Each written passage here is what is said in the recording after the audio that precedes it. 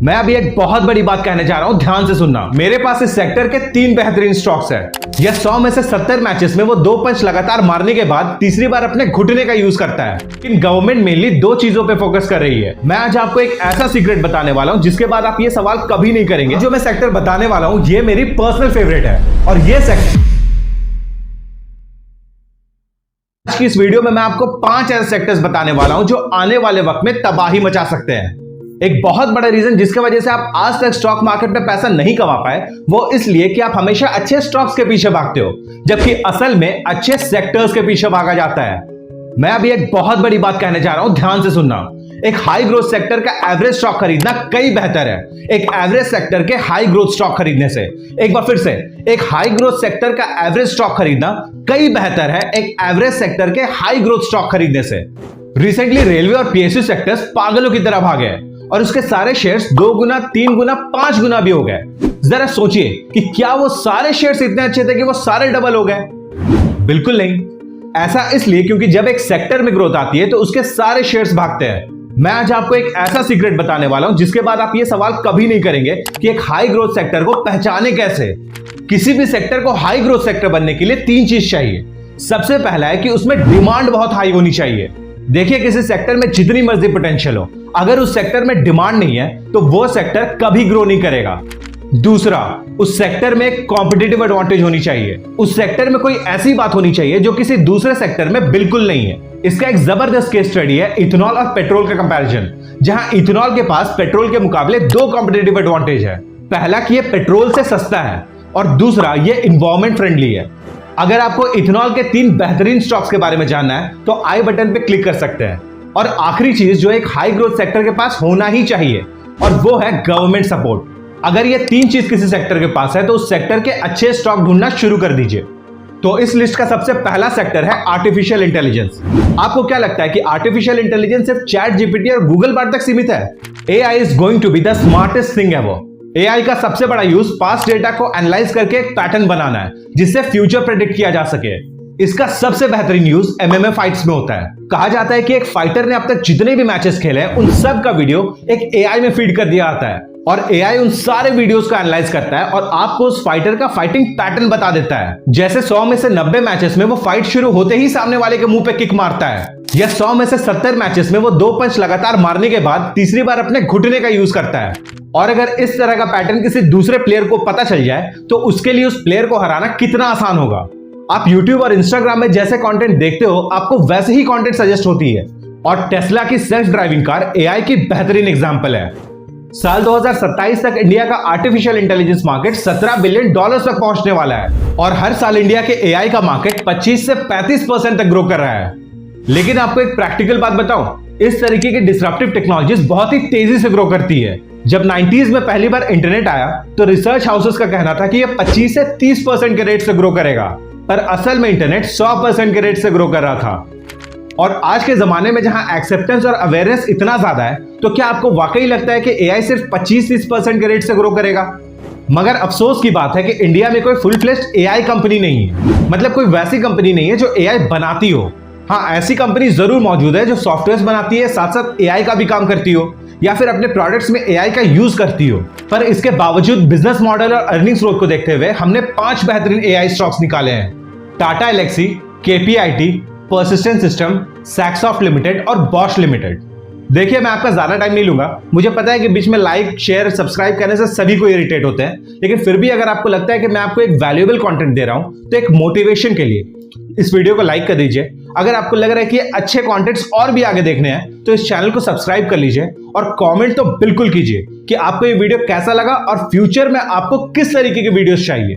इस लिस्ट का अगला सेक्टर है टेक्सटाइल। मुझे ये कहने में कोई आर नहीं है कि टेक्सटाइल स्टॉक मार्केट का सबसे अंडररेटेड सेक्टर है। इस सेक्टर में इतना पोटेंशियल है लेकिन आपको फिर भी शायद ही किसी के पोर्टफोलियो में टेक्सटाइल का स्टॉक मिलेगा। इसमें लोगों की गलती नहीं है, टेक्सटाइल सेक्टर खुद ही एक स्लो डाउन से गुजर रहा है। अक्टूबर 2022 में इंडिया का टेक्सटाइल एक्सपोर्ट 41% डाउन हो गया था। इसका एक बहुत बड़ा रीजन है अमेरिका में इन्फ्लेशन का बढ़ना। Here at home, inflation sticker shock is hitting millions of Americans hard. Families forced to cut back on just about everything. और इसी वजह से इंडिया के टेक्सटाइल का डिमांड अभी कम है। लेकिन जैसे ही अमेरिका में इंटरेस्ट रेट कट होगा, लोग ज्यादा से ज्यादा लोन लेंगे और ज्यादा से ज्यादा खर्च करेंगे और इंडियन टेक्सटाइल की डिमांड फिर से बढ़ने लगेगी।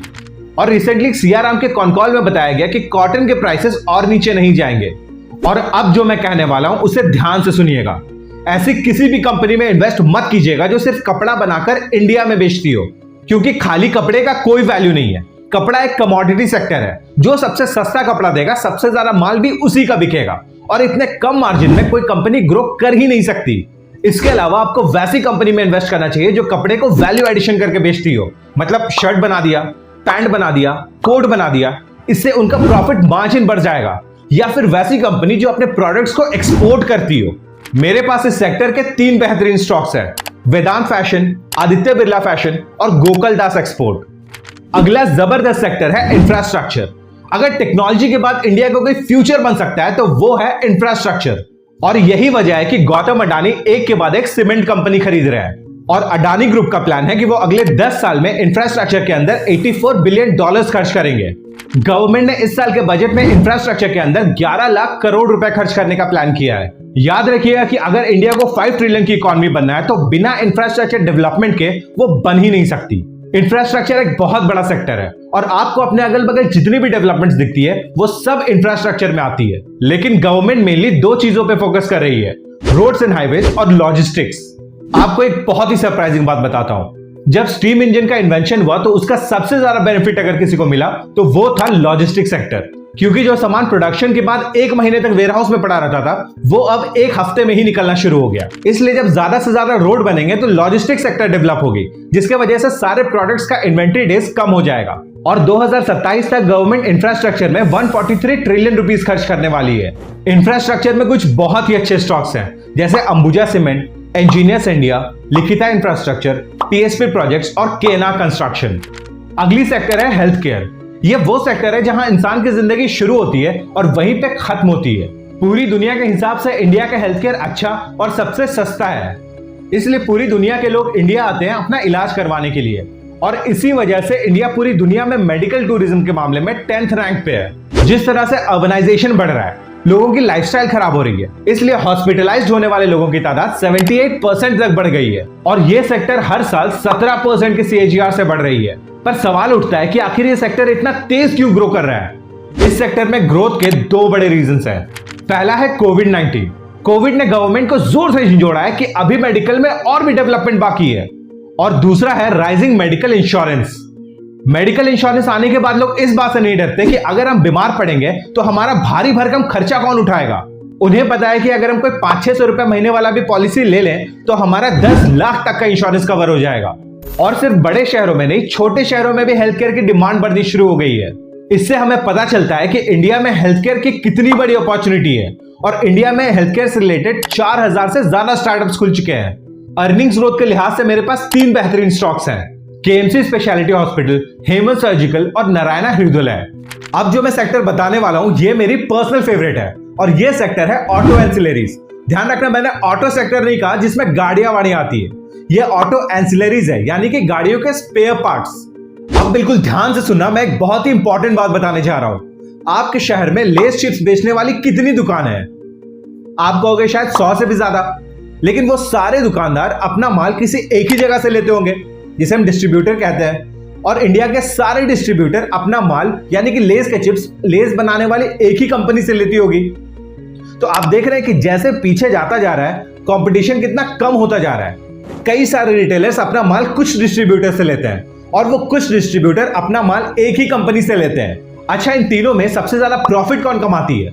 ऑब्वियसली लेस बनाने वाली कंपनी। तो आप बिजनेस में जितना पीछे जाते जाओगे आपकी कंपटीशन उतनी कम होती जाएगी और आपका प्रॉफिट मार्जिन उतना ज्यादा बढ़ता जाएगा। और ऑटोमोबाइल सेक्टर में भी बिल्कुल ऐसा ही है। इंडिया में बाइक्स और कार बनाने वाली कंपनी 10 से भी ज्यादा है, लेकिन उन 10 कंपनीज के लिए मिरर यानी कि आईना कितनी कंपनीज बनाती है? सिर्फ 2 या 3। और ऑटो एंसिलरीज में दूसरा फायदा यह है कि कार पेट्रोल से चले, इलेक्ट्रिक से चले या ग्रीन हाइड्रोजन से चले, उसमें स्पेयर पार्ट्स तो वही लगेंगे ना। एग्जाम्पल के तौर पे टायर तो सेम रहेगा, एसी भी सेम रहेगा, स्पीडोमीटर भी सेम रहेगा, आईना भी सेम रहेगा, बस थोड़े बहुत फर्क आएंगे। साल 2022 में ऑटो एंसिलरीज का टर्नओवर $70 बिलियन था, जो अपने पिछले साल के मुकाबले 38.2% ज्यादा थे। और ये सेक्टर हर साल 14.7% के CAGR से ग्रो कर रहा है। और जैसे ही इंटरेस्ट रेट कम होगा कार की सेल्स बढ़ जाएगी, क्योंकि ज्यादातर लोग ईएमआई पे कार लेते हैं। मेरे पास ऑटो एंसिलरीज के 3 बेहतरीन स्टॉक्स हैं, प्रिकॉल लिमिटेड, एनआरबी बियरिंग और मेनन पिस्टन्स। अब मैं आपके फायदे की बात बताने जा रहा हूं। अगर आपको 10 high quality high growth micro caps देखने हैं तो सजेशन में आ रहे इस वीडियो पे क्लिक कीजिए।